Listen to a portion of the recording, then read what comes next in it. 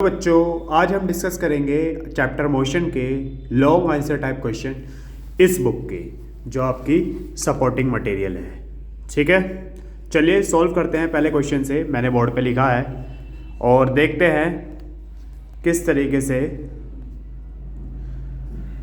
इसका आंसर आएगा। चलिए करते हैं सॉल्व। इसमें कहा है एक कार है जो ट्रैवल करती है 30 किलोमीटर यूनिफॉर्म स्पीड के साथ 40 किलोमीटर पर आवर की स्पीड से, और नेक्स्ट 30 किलोमीटर को वो इस 20 किलोमीटर पर आवर की स्पीड से चल करती है। चलिए देखते हैं किस तरीके से होगा। तो बेटा इसने एक सेकेंड,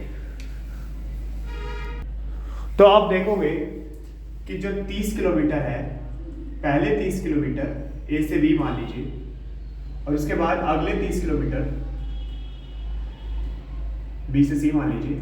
ठीक है, पहले 30 किलोमीटर जो है उसने 40 किलोमीटर पर आवर की स्पीड से चला, and then next 30 kilometre 20 kilometre per hour की स्पीड से वो चला। अब आपको पता है हमें एवरेज स्पीड निकालनी है। क्या निकालनी है बेटा? एवरेज स्पीड का फॉर्मूला होता है टोटल डिस्टेंस, कुल दूरी, अपॉन टोटल टाइम।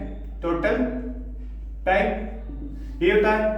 अगर मैं टोटल डिस्टेंस की बात करूं तो टोटल डिस्टेंस है हमारे पास 30 + 30, ठीक है, जो है 60 किलोमीटर, पर हमारे पास टाइम नहीं है। अगर हमारे पास यहां से यहां तक जाने का t1 टाइम मिल जाए और यहां से यहां तक जाने का t2 टाइम मिल जाए तो कम मिल जाए, t1 + t2, तो हम स्पीड निकाल सकते हैं। तो सबसे पहले केस क्या करेंगे, हम स्पीड और टाइम निकालेंगे। और वो किसकी मदद से निकालेंगे? हम क्या करेंगे, हमें स्पीड का फॉर्मूला पता है।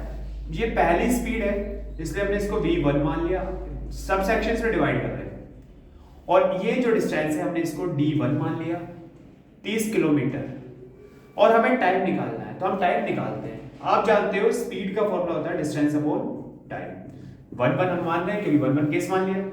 तो 40 किलोमीटर, d1 कितना है 30, और t1 आपको निकालना है। तो इसको उधर ले जाओगे, ये मल्टीप्लाई में आएगा और वो उधर डिवाइड में, आप जानते हो ये बात। तो आप देखोगे जो टाइम आएगा वो आएगा 3/4 आएगा, 3/4।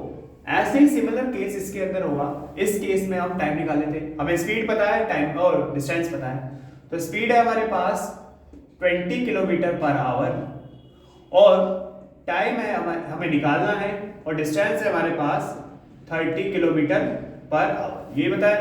ठीक है, तो आप देखोगे, क्या देखोगे, आप देखोगे कि जो स्पीड का फॉर्मूला होता है डिस्टेंस 2 d2/t2, तो आप देखोगे 20 किलोमीटर पर आवर 30/t2, इसको मल्टीप्लाई में ले जाएंगे और इसको इक्वल के इधर जाएंगे डिवाइड में।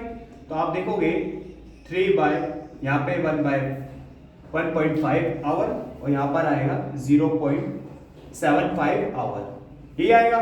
दोनों को मर्ज कर देते हैं, टोटल टाइम लिख लेते हैं। टोटल टाइम है हमारे पास 0.75 + 1.55, और आप देखोगे 12, और यहाँ पर 2.25, और पॉइंट के बाद 0 आप बढ़ा लोगे, यानी कि आप देखोगे 600/225, ये आप लिख सकते हो, और किलोमीटर पर आवर। इसके बाद आप सॉल्व कर लोगे, है इजी। बता दो मुझको आंसर क्या आएगा। ठीक, सिंपल है। अब बेटा ये दो क्वेश्चन सेकंड दिया है, क्वेश्चन सेकंड में कहा है कन्वर्ट करने के लिए कहा है स्पीड को 54 किलोमीटर पर आवर को मीटर पर सेकंड में। अब मैंने आपको एक रिलेशन बताया है, किलोमीटर पर आवर को चेंज करना है मीटर पर सेकंड में तो कितना होगा। आप क्या करो, 5/18 से मल्टीप्लाई कर दो। क्या कर दो? 5/18 से मल्टीप्लाई कर दीजिए। बहुत सिंपल है, देखो 54 × 5/18, 18 1s are 18, 18 3s are 53, 15 metre पर सेकंड। अगर आप पूछोगे ये है हम 5/18 से क्यों मल्टीप्लाई कर रहे हैं, तो ये इसका भी हम एक्सप्लेनेशन वीडियो बता देंगे, पर बात समझ आई।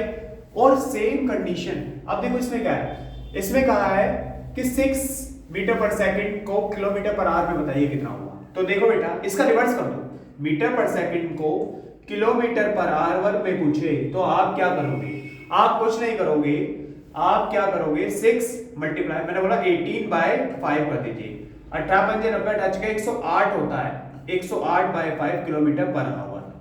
बात समझ आई? चलिए 2 क्वेश्चन करके देखना और मुझे कमेंट में बताना क्या आंसर आ रहा है। 144 किलोमीटर पर आवर का मीटर पर सेकंड में क्या होगा, मीटर पर सेकंड में क्या होगा। और दूसरा मुझे बताना 60 मीटर पर सेकंड का किलोमीटर पर आवर में क्या होगा।